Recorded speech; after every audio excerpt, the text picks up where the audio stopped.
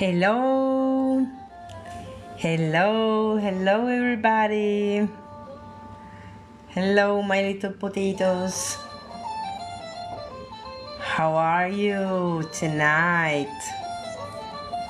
Did you enjoy your holidays? Good. Good. Holly Ling. Hello. Hola, querida. Bien. So, tonight we're gonna read. Yes, you're just in time, honey. You're just in time, comadre. You're just in time. So, tonight we are gonna read the second part of this beautiful story of kings and jesters. So, we left our main characters with heavy hearts because they were hiding secrets one from each other, and they couldn't find the courage to confess their feelings, their fears, and what they truly wanted from the other. So today, we're gonna see how the story continues, and we're gonna read together how our characters, how our protagonists, how our sweet hedgehogs will find a way to enlighten their hearts. So let's start. Part 2 of the night when the sovereign asked for the jester's hand. What could possibly happen? I don't know. So, the night of the festival arrives, bringing with it a crisp air filled with anticipation. The village streets are lit by colorful lanterns swaying in the wind, while the air smells of spices, warm bread, and night-blooming flowers.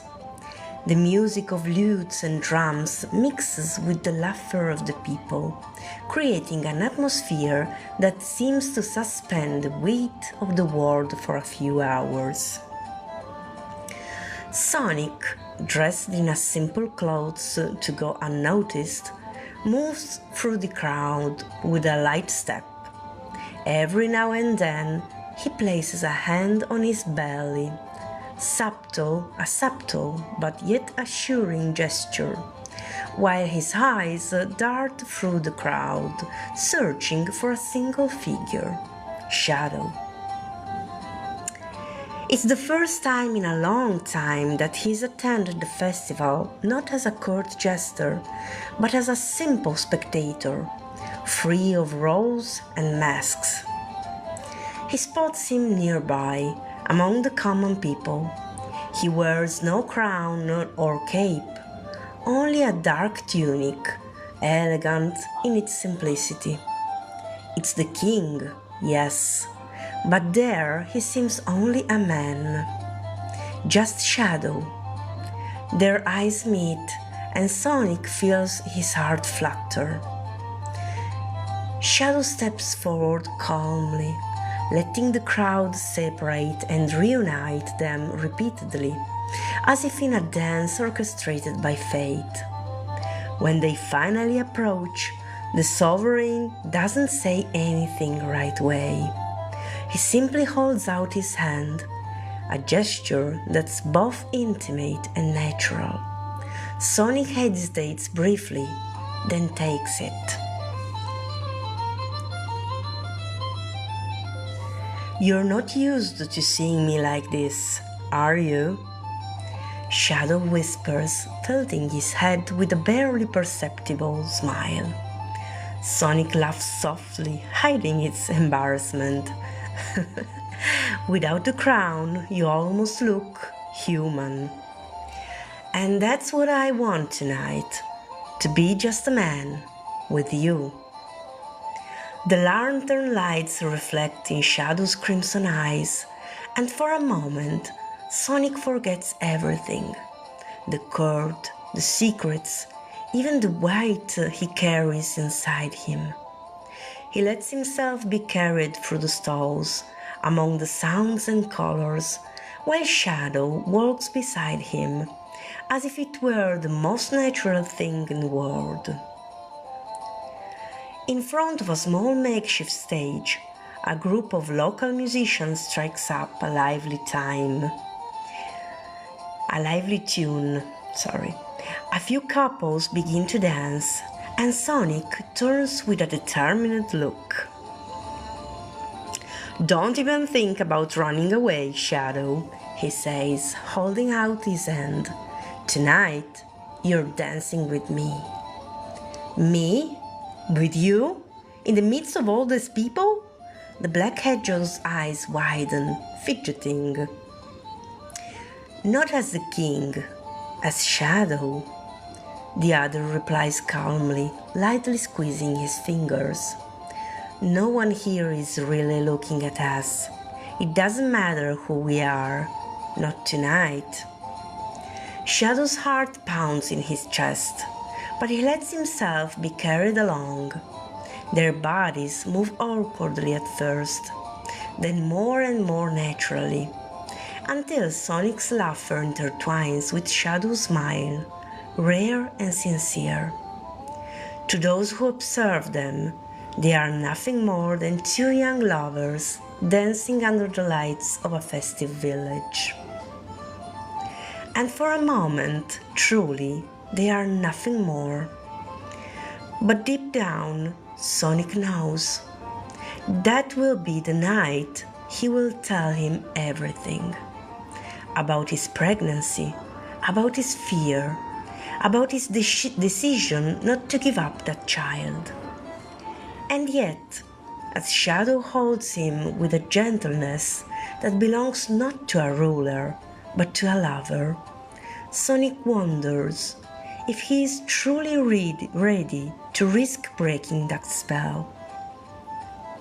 Because if Shadow rejects him, then that night of lanterns, music, and laughter will also be their last together.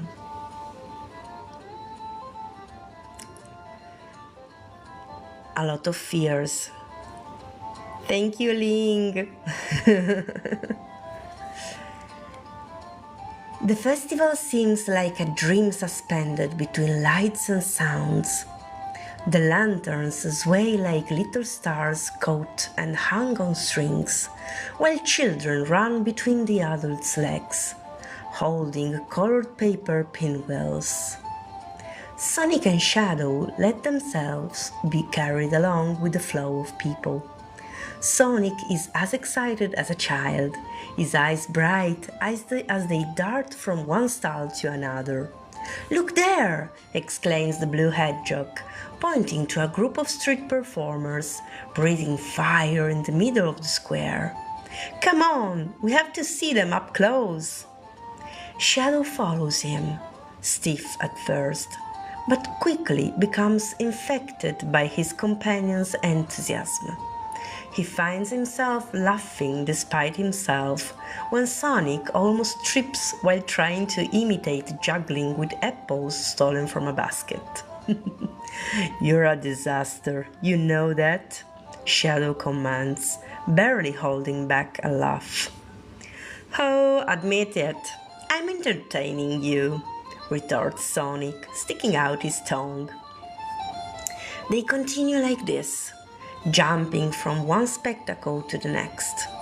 Musicians playing folk tunes, gravity-defying acrobats, and even an old fortune teller who insists on reading Sonic's hand, predicting a love brighter than 1,000 suns. Sonic laughs, while Shadow blushes slightly, masking it with a fake snort. The stalls are an irresistible temptation. Honey cakes, caramelized fruit, still warm fried donuts. Sonic tries almost everything, insisting on offering Shadow a taste too. Shadow, looking stern, tries to refuse, but finally he gives in. And the smile that escapes him after the first bite makes Sonic laugh heartily. Walking along a row of artisan stalls, Shadow slows down. His eyes settle on a small stall selling wood and metal jewelry. Among the many objects, a brooch catches his attention. A sunflower, finely carved, with an amber stone in its center that seems to contain a fragment of the sun. "Wait here a minute," he says to Sonic, in a tone that brooks no reply. The blue hedgehog looks at him curiously as Shadow leans over to speak to the craftsman and, without hesitation, purchases the objects. He returns to him with a slightly awkward look, as if he were doing something too intimate for his standards. "What is this?" Sonic asks, smiling. Shadow takes his hand and gently places the brooch on it. A sunflower, a symbol of someone who never stops, following the light even when it seems far away. Sonic is silent for a few seconds, observing the small gift. Then he looks up at him, a little surprised, a little moved. "Shadow, I didn't know you were so poetic." "I'm not," the other immediately replies, looking away with a slight blush on his cheeks. "Only with you." Sonic bursts out laughing and, without thinking too much, jumps on him in a sudden hug.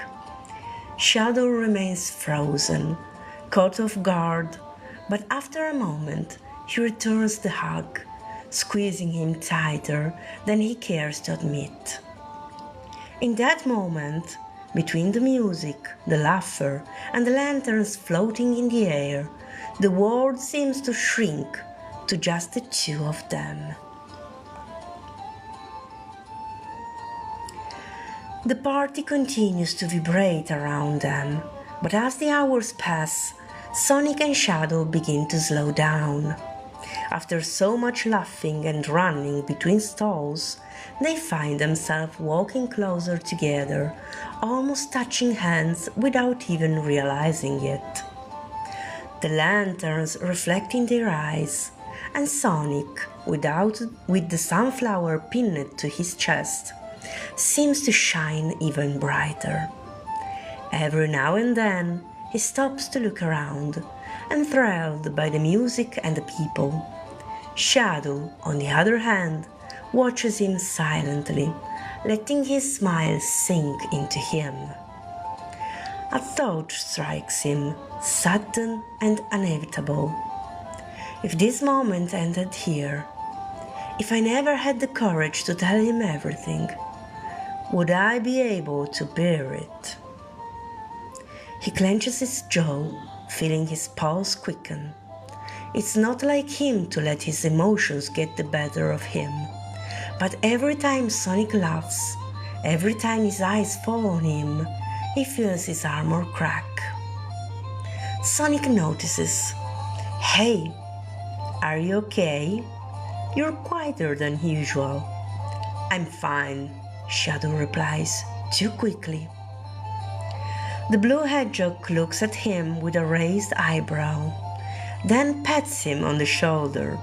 "Don't look so mournful now. It's a party, right?" Shadow can't help but smile faintly. "You're right, it's a party." But inside, the words burn in his throat. He's planned this. The brooch was just a prelude. That night, he wants to come forward. He wants to ask him to stay by his side, not just a hidden companion, but as a husband, as equals. A new spectacle draws the crowd attention. Masked dancers twirling with colorful ribbons to the beat of the drums. Sonic pulls Shadow closer, even taking his hand without thinking, as if it were the most natural thing in the world. Shadow's heart skips a beat. No one is watching them, lost as they are in the spectacle. In that anonymous setting, between the lanterns and the music, the two of them can simply be Shadow and Sonic, not a king and his jester. It's in that moment that Shadow understands. This is the right night. Fear doesn't matter. Risk doesn't matter. If he didn't speak now, he would continue to hide, and he's no longer capable of that.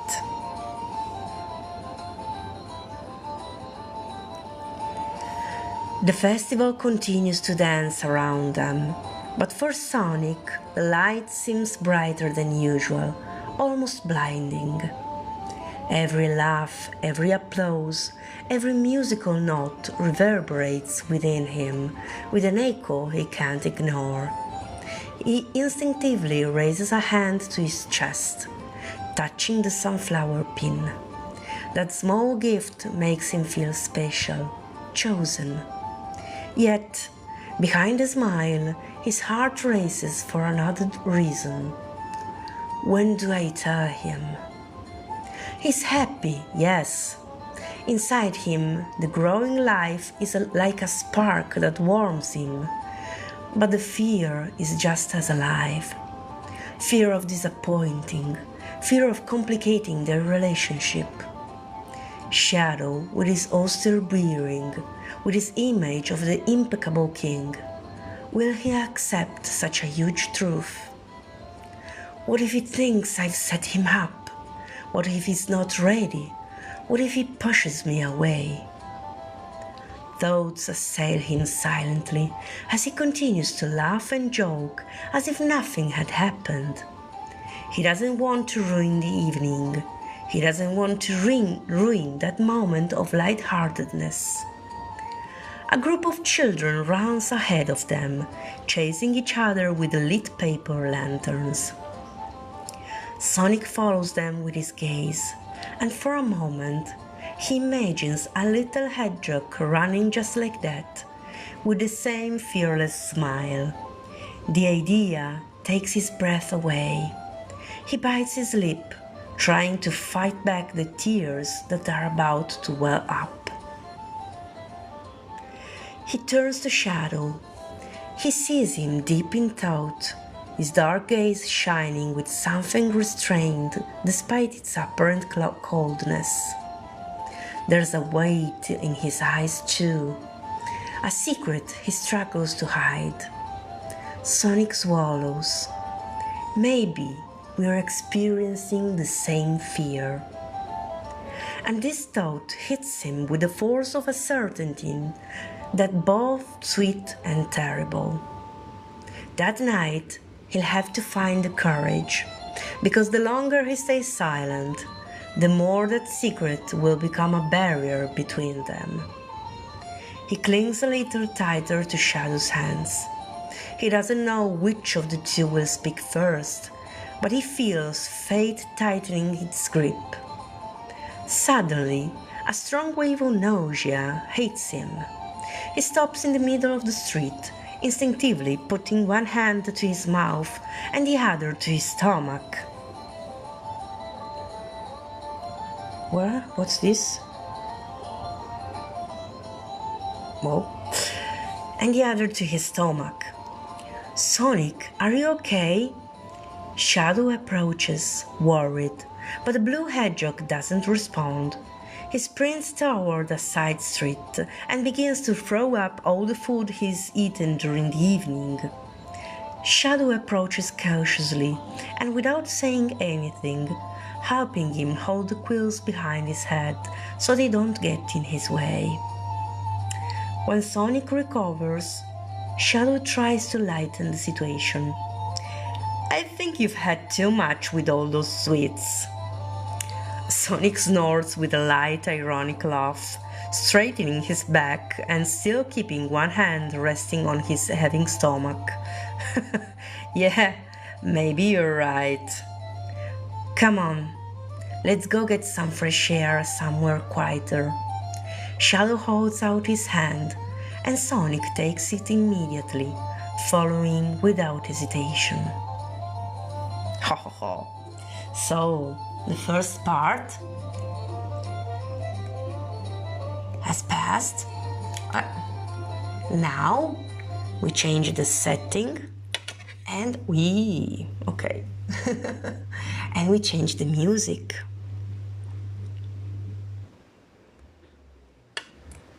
So, okay.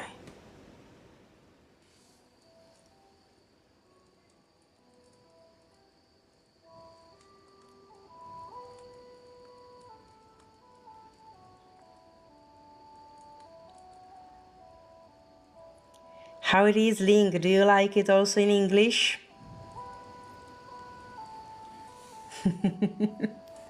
Good. Then, let's go.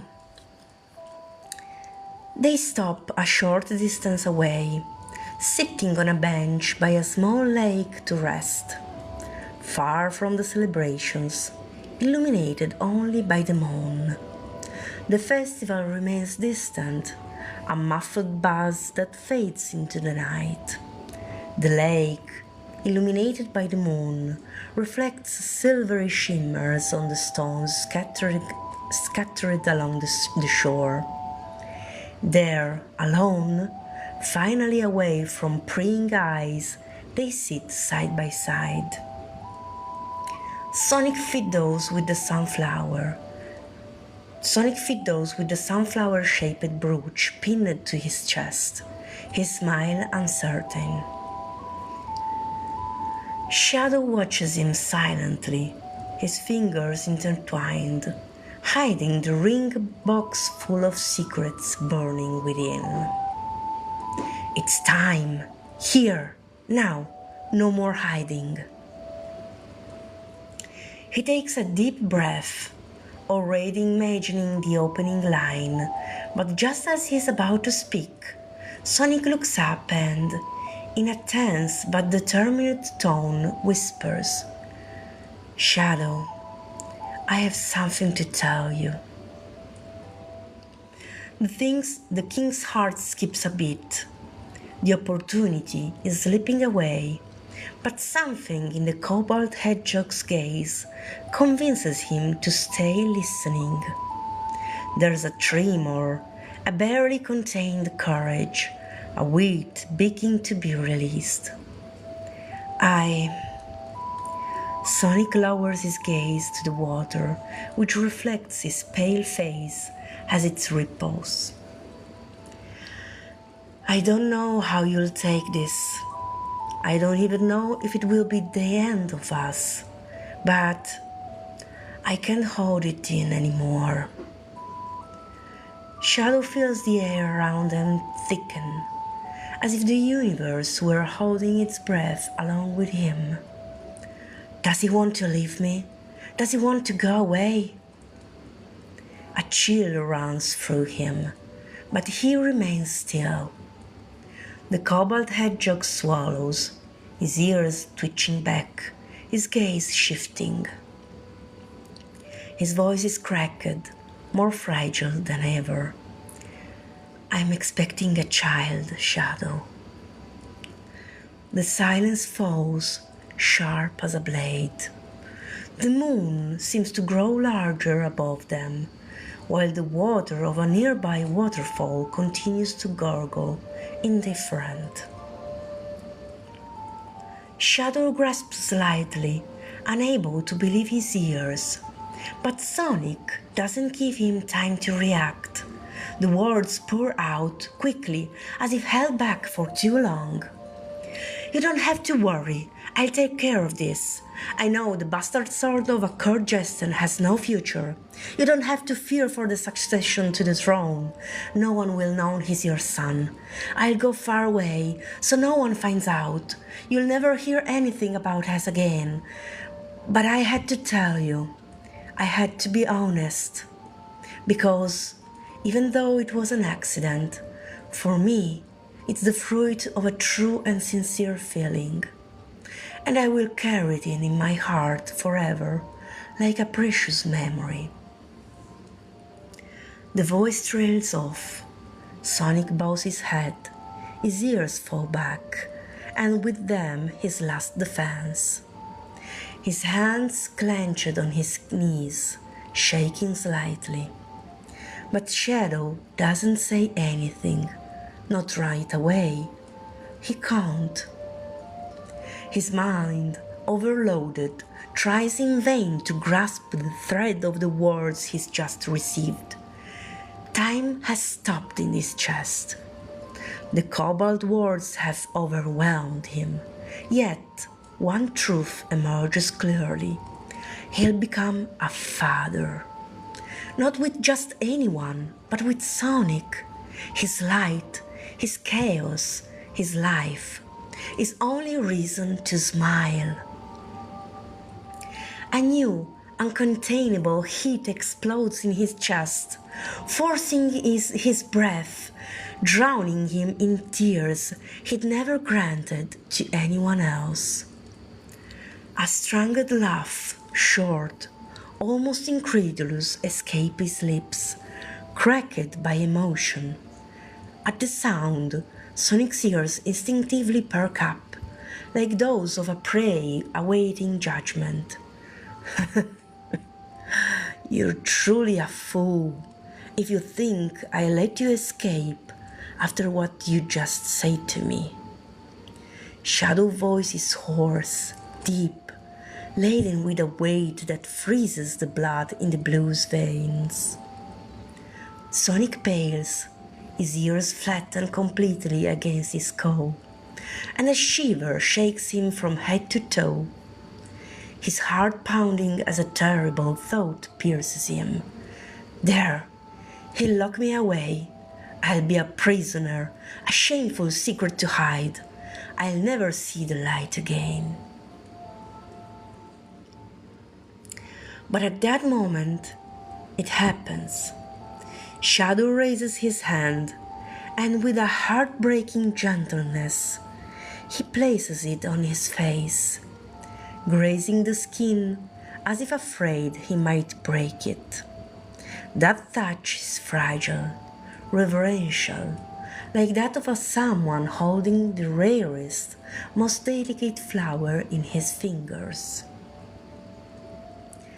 Confused, Sonic looks up, and he sees him. Shadow stares at him silently, his crimson irises gleaming, and in that gaze there is no condemnation. There is fire, there is love, there is a promise that burns and melts him from within. Then he leans toward him, and a warm, trembling smile spreads across his face. Tears roll down his coffee-colored cheeks, shining like tiny diamonds in the moonlight. The tips of his quills reflect the silver of the night, giving him an almost unreal aura. Sonic stands still, overwhelmed by the sight, confused and ecstatic at the same time. Shadow's touch on his cheek shakes him, a slow, almost reverent caress that makes him close his eyes and sink. With gentle firmness, the black hedgehog lifts his face, forcing him to look straight into his eyes. His voice cracks, broken by emotion. "Me too," the dark hedgehog whispers, his voice cracking. "I wanted to ask you something, and after what you told me, I can't. I don't want to wait a single moment longer. He brings his face closer, their breaths intertwining. I've always believed that your existence was the sunshine of my days. But you still surprise me, more and more, like no one else has ever been able to. You've just given me the greatest, most unimaginable gift. A son. Our son. His tone cracks, but he continues, letting the truth flow from his heart like a raging river. This child will be our light, Sonic. Not a burden for you to bear alone, but our miracle. I love you with every fiber of my being, and not as a king, not as a ruler, but as a man who lives and breathes only for you. His hands descend, intertwining with his. He brings it to his lips and kisses it with devotion. Then, with a gaze burning with a fire that leaves no room for doubt, he asks, Sonic, will you marry me? Sonic is transfixed. Shadow's words were like a sudden avalanche, crushing him and freeing him in the same instant. The knot that had been tightening his throat for days suddenly breaks, giving way to a violent wave of emotions that washes over him relentlessly. His eyes blur with tears, hot and unstoppable, while his chest burns with a fire he can't contain. He feels lightheaded, almost fainting, overwhelmed by a happiness so intense it seems unreal. With a strangled sob, he laughs, shakes his head, and looks up at him, his emerald irises shining with wonder and love. And then I'm supposed to be the fool here, he murmurs in a broken voice, trying in vain to dry his cheeks. Shadow stares at him for a moment, amazed, and then laughs, a real, deep, liberating laugh, before holding him close with the strength of someone who knows he'll never let go again. The moon reflects in the water, a silent witness to a vow that needs no rings or crowns, just two hearts that have finally decided to beat in unison. In the distance, the cheerful notes of the party continue to fill the air. A few passers-by, glimpsing two figures huddled together, smile lightly, thinking of a simple gesture of affection between friends. No one could imagine that, in that moment, a yes was spoken that would change the fate of an entire kingdom. And we've come to the end of this second part. Hello everybody, welcome. Hello. So we've reached the end of this second part, and finally there are no more secrets between our two lovers. But the problems have only just begun. How will Manic, Sonic's brother, react to this news? And will the council approve their union? Will they accept them? So, since I like my stories to be realistic, I researched some historical expedients that monarchies used to justify out-of-the-line marriages. And here are some of the most common.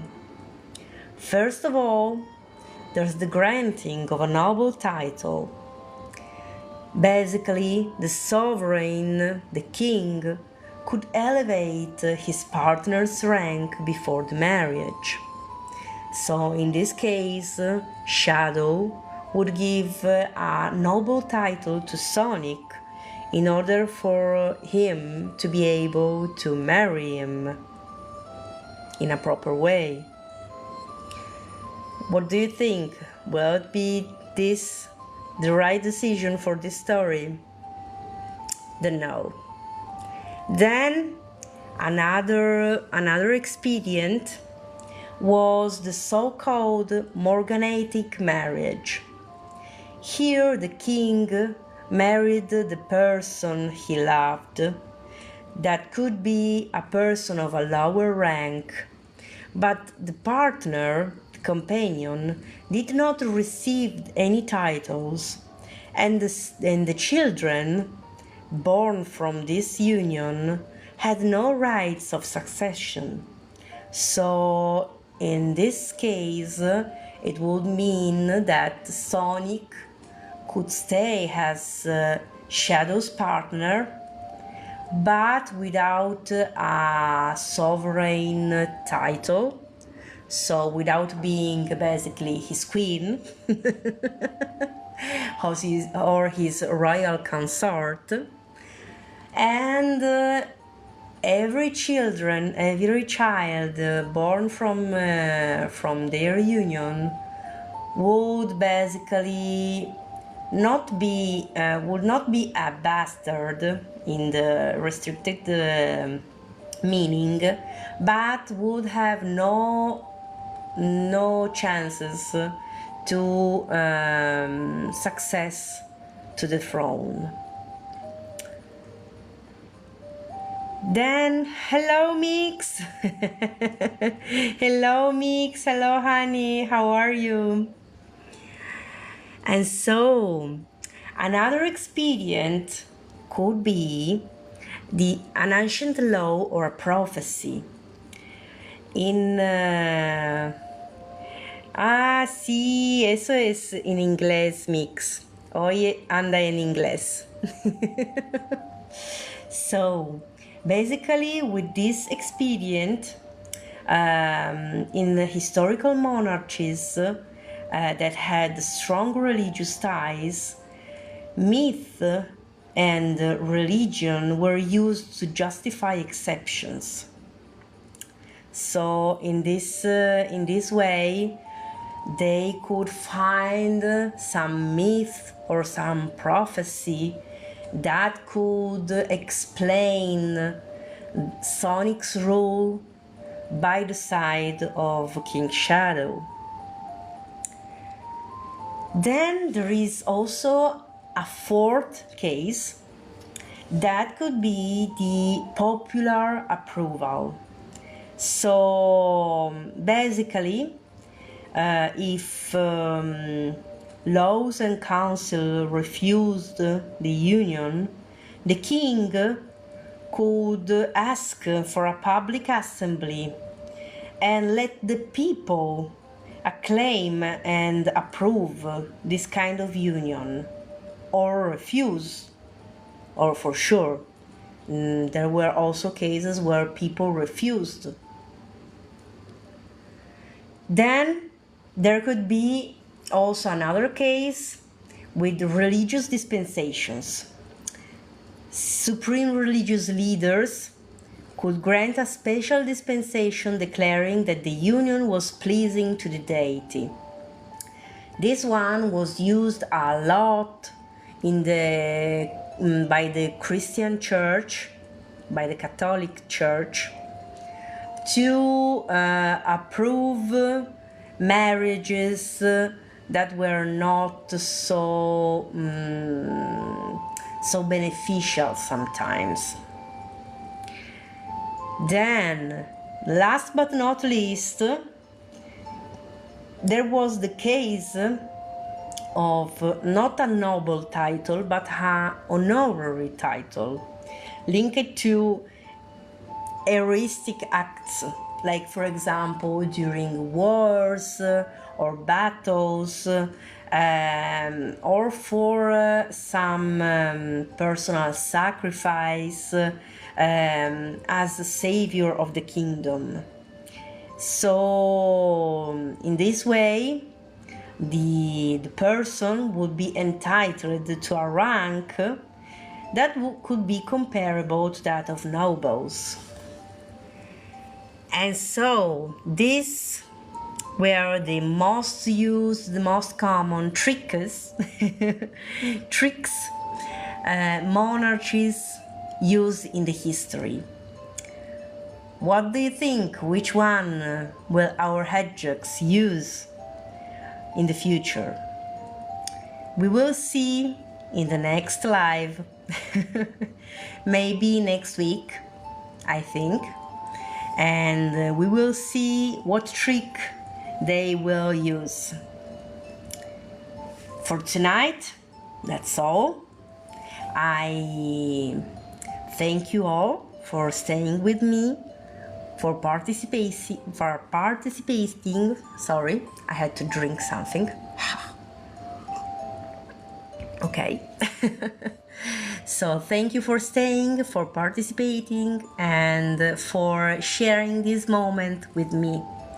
Have a nice day, have a nice week, have a nice night. See you soon. Bye.